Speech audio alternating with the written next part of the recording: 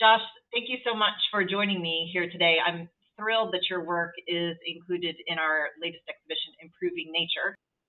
Thank you, Kristen, very much. It's an honor to be with you and to be included in the show.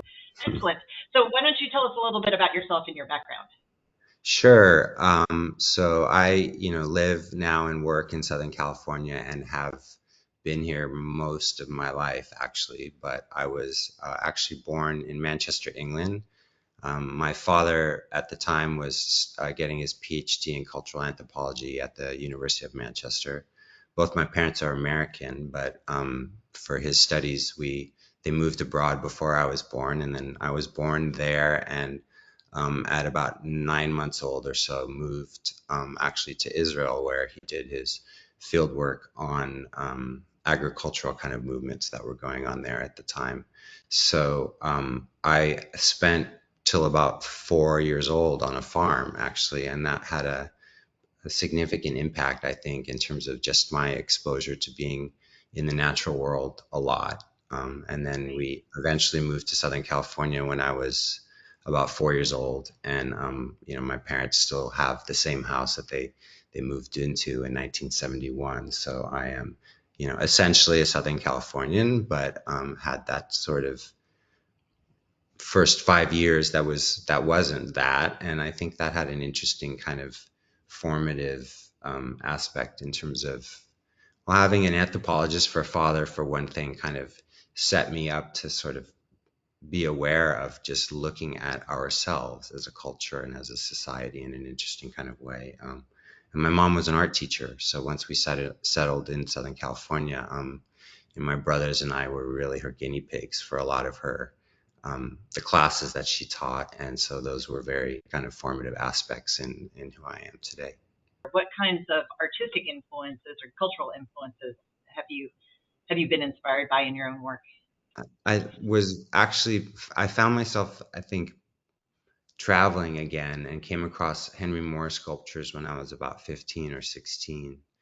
And that lineage of sort of Henry Moore and Osamu Noguchi and those forms that were abstractions from nature and had this sort of poetic quality really resounded really deeply within me when I saw them. I was, kind of arrested by them. And I was on a group school trip, I think, at the time, and everyone else just kind of kept walking past them. And I kind of wasn't able to move from my spot for a while. And I think that is that poetic kind of grasp of things is something I kind of yearn to do in my own work. And then when I was in college, I went to school at UC Berkeley and lived kind of a few blocks off campus, and there was a shortcut to go to get to school, which was to cut through the art museum on campus. And so Hans Hofmann had there was a big collection of Hans Hofmann paintings at the school, and I can remember in September walking through the museum and being fairly,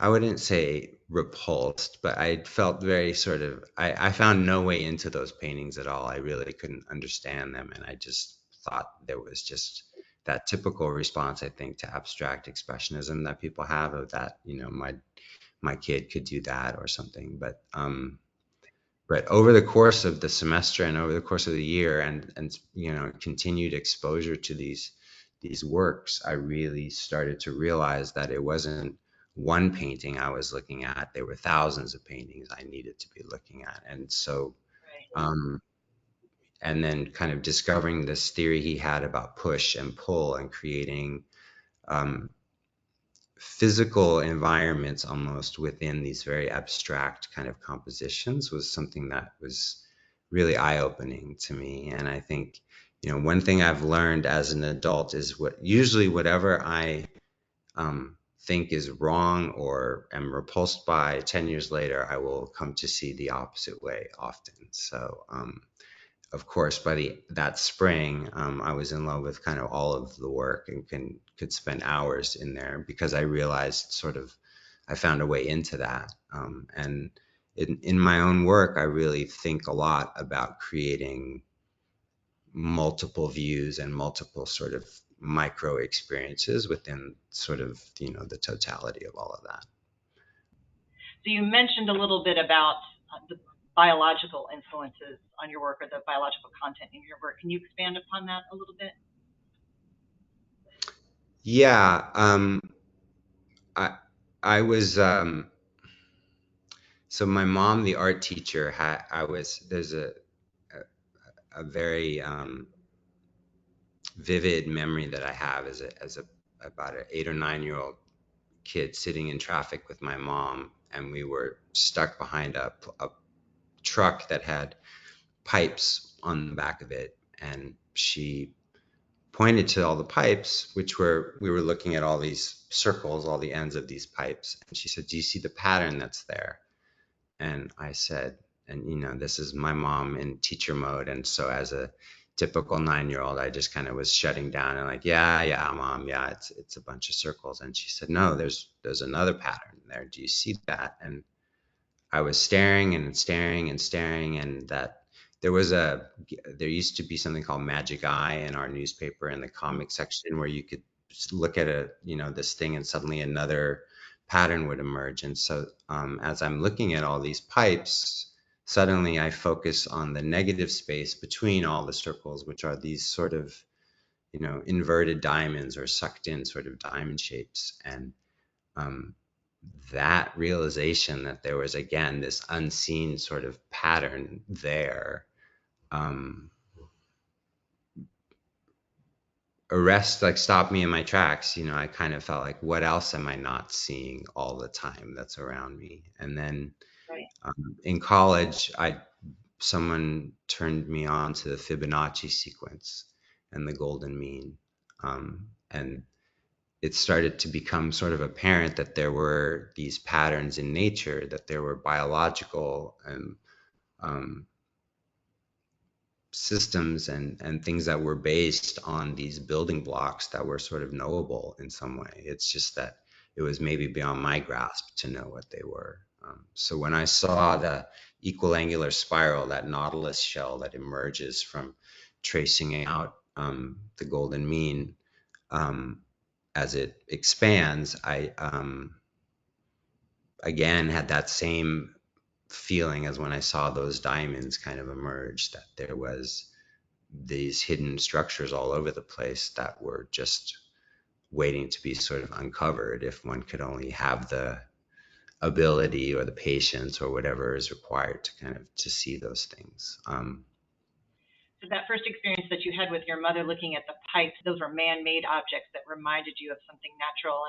And in your work, it's interesting, if a person is coming to it the first time, the first thing they might see is mechanical gears, and then another person who comes up to them first time might see biological objects. And because your work seems to skirt the line between those two things really beautifully.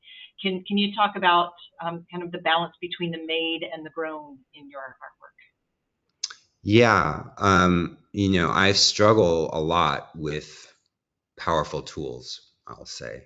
I've in my family, I'm actually sort of the Luddite. So in spite of my having taught digital media for 20 years, which was sort of with one hand, my fingers tied or crossed behind my back, because my background in school was that I got an art degree and then got an MFA in ceramics, and sort of swore I would not use a computer pretty much for anything, and certainly not making art. And in 1990, that might have been a slightly ridiculous story. It certainly seems impossible to say something like that today.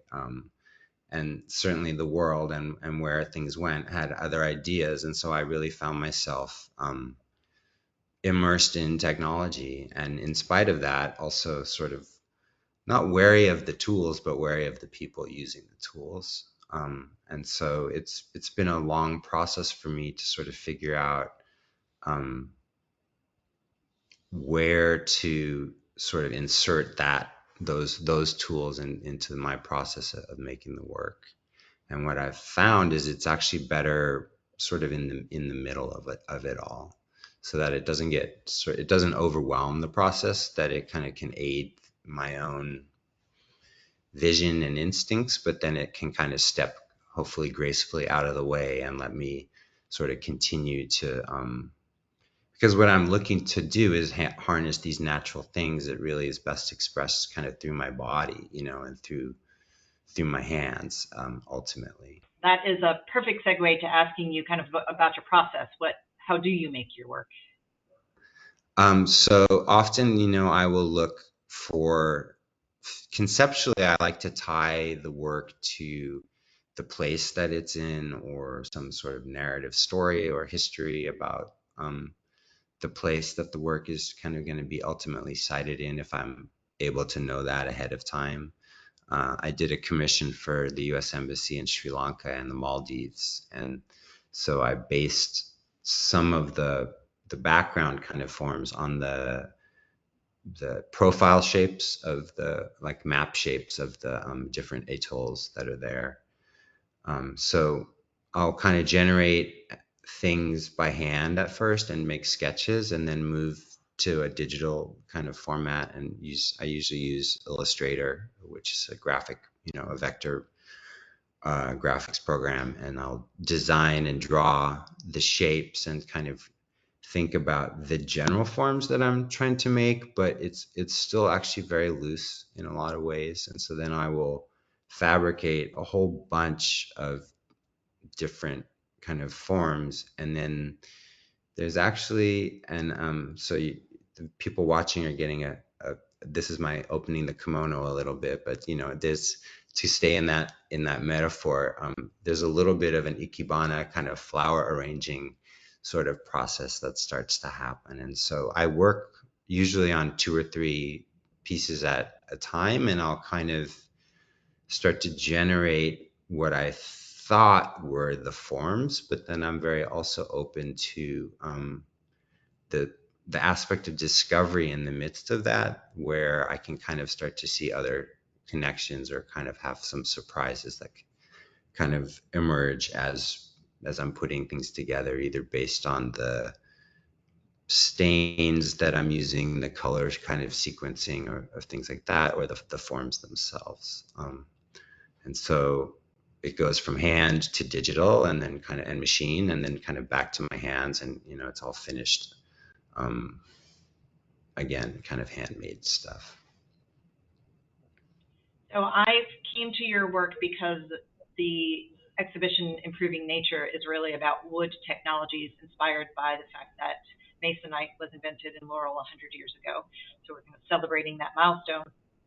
And one of the wood technologies on which the exhibition focuses is plywood, the use of plywood, and which is such an ancient material. It goes back to ancient China, and Roman shields were made out of it, basically, gluing plies of wood, or layers of wood together to come up with something that's stronger and more pliable at the same time.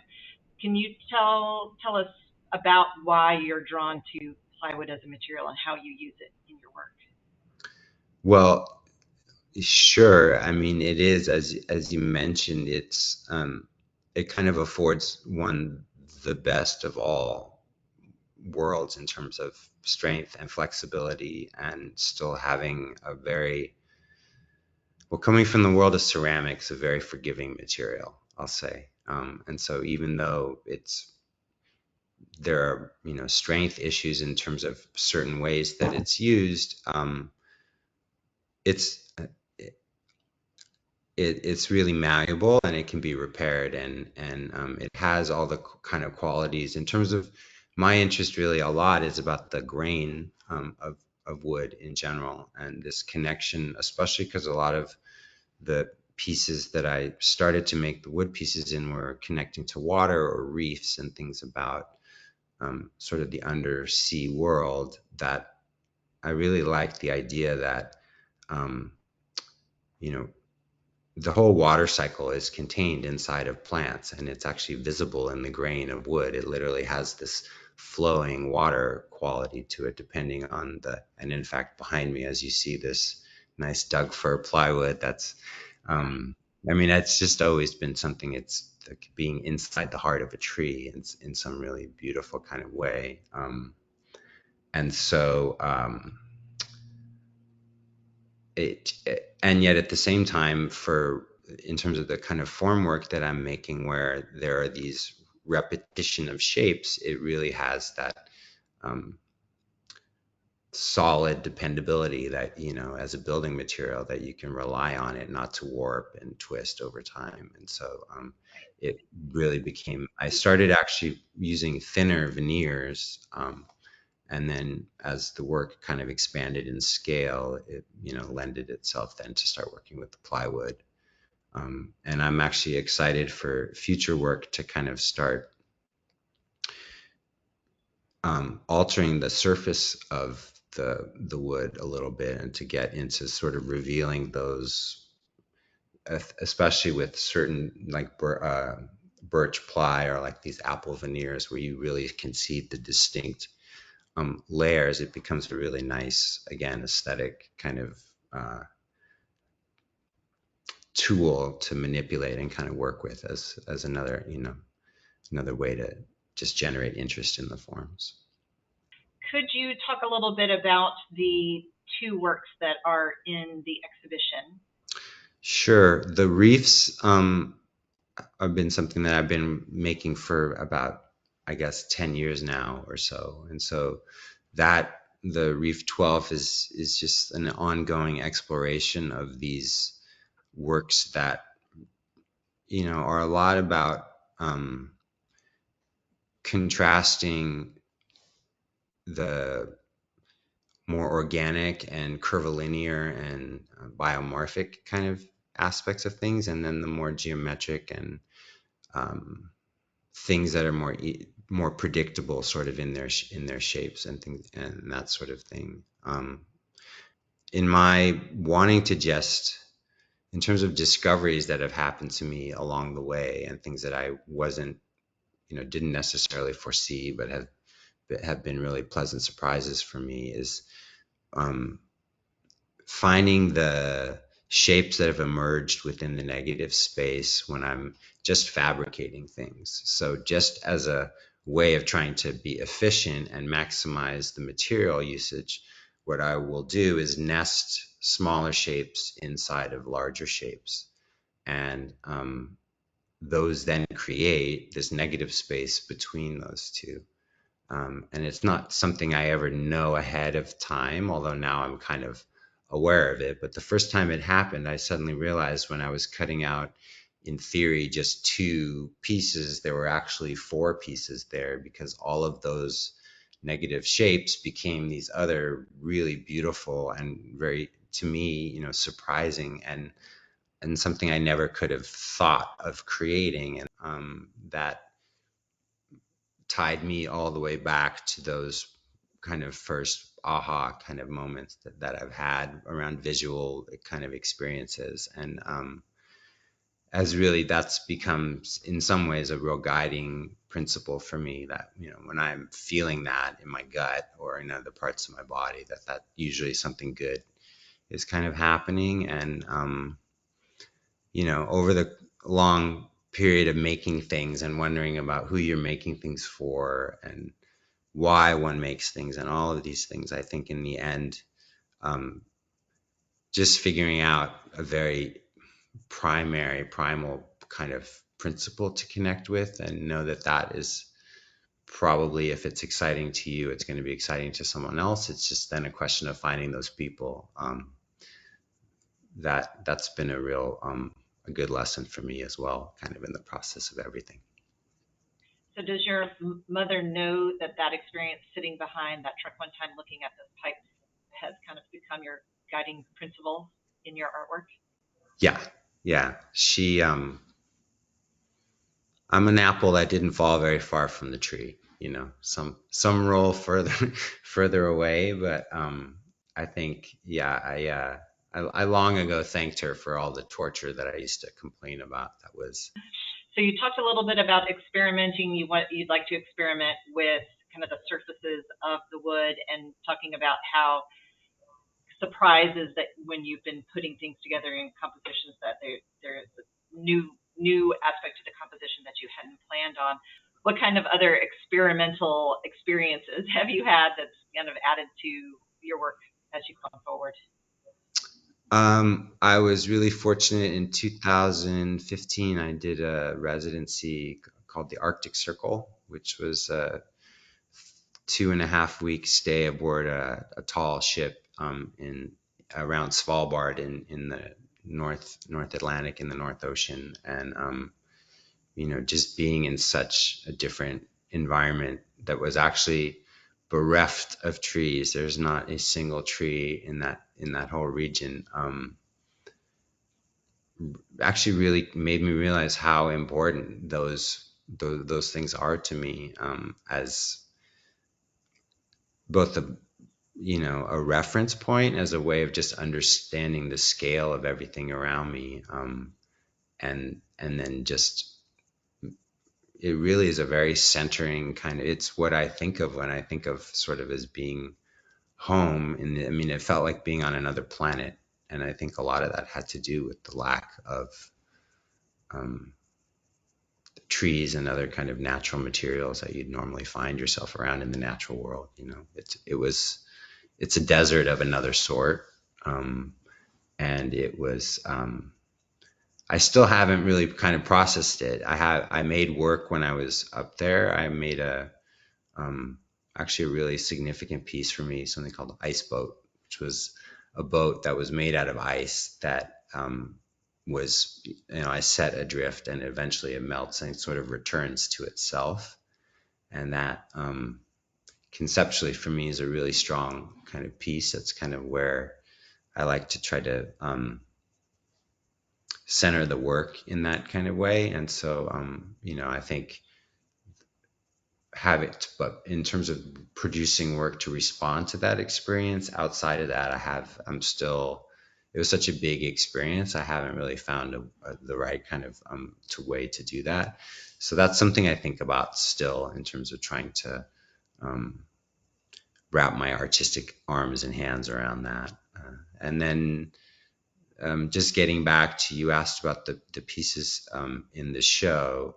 So besides the reef piece that's there, there's the hull as well, and the hull kind of grew out of an extension. There was a few pieces I made that were pods. So it was this idea that the reef structures were, coming off the wall, were becoming more three-dimensional. I was also thinking a lot about escape pods and things going on our planet. And there, I was in a camping supply store once, and I came across a product someone had made that were called flower grenades or flower bombs, and they were basically clumps of dirt with wildflower seeds in them. And the idea is that as you go camping, you could, toss these, balls into the sides of the trails, and you'd come back the next year and there'd be wildflowers kind of growing everywhere. And I had this thought that, given the way that things are going on this planet, we almost need to be. When I was in Svalbard, I visited the Global Seed Bank, and that idea of creating this repository that things somehow could, safeguard things for the future. I thought, well, maybe we should be just sending, satellites out to other planets that have sort of these life pods of flora and fauna from Earth. And so that's kind of how the pods emerged. And then the hull is essentially that pod now having crashed, upon some other planet somewhere, and this life force kind of slowly starting to emerge and take over. And this was before COVID and all of those things, but it's an interesting, actually, tie in to some other those kinds of things. I got very into making sourdough, like a lot of people did during COVID, but um, these little organisms growing everywhere, is something I'm, again, there's like the hidden world that's just kind of beneath the surface, is something that I think about a lot. I'm really fascinated by electron microscopy or images of, the hidden sort of teeny tiny micro world that has really these kind of incredible forms and images that have this kind of grand scale if one can look at them in that kind of way. So What else would you like to explore?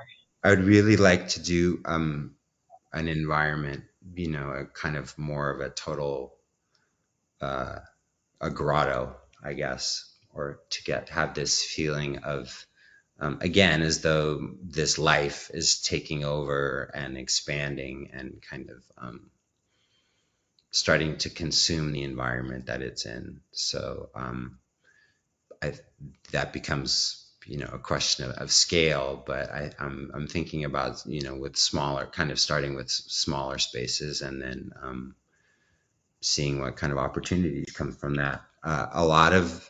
I always kind of look at the work as maquettes for larger or smaller versions of itself, if that makes kind of any sense at all. So Mm-hmm. there's it's not fine art, but I think there's a lot of these forms that lend themselves really to wearable art, if you will, or to kind of jewelry and really small kind of forms. And then they actually should be play structures for kids somewhere in a park, I guess, So producing these out of not wood, I guess, but metal or other, more durable kind of materials.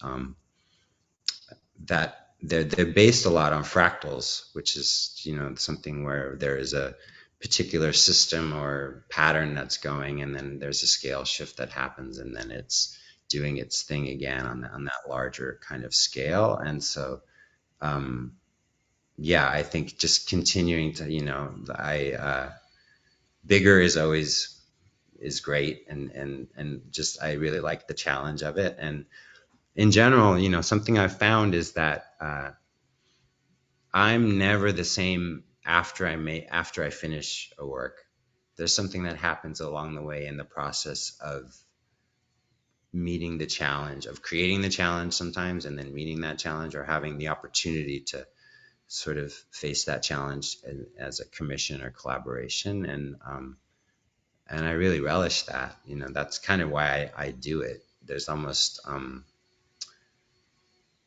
not a letdown, but once the work is done, you're then sort of wanting to continue that whole process all over again. So yeah, I'm Take just kind of advantage of what you've just learned in yes, doing it exactly. more. Right, right. Yes, yeah. So you've worked in ceramics, you've worked in what? Have you done much work in metal? A little bit, not much. So that's something again that seems, as I was saying, in terms of doing the outdoor things, that's another kind of direction to take things in. Well, we are thrilled that your work is included in our exhibition and that people of Laurel, Mississippi are able to see it. Thank you so much for allowing us to include it and for joining me here today for this conversation. Where can we find your work online? You can find me at joshuaabarbanel.com, and then again on Instagram and Facebook under the same name. And I just want to again thank you and all your viewers for joining us today, and for listening and taking the time to think about these ideas. And just want to thank you again. Thanks so much.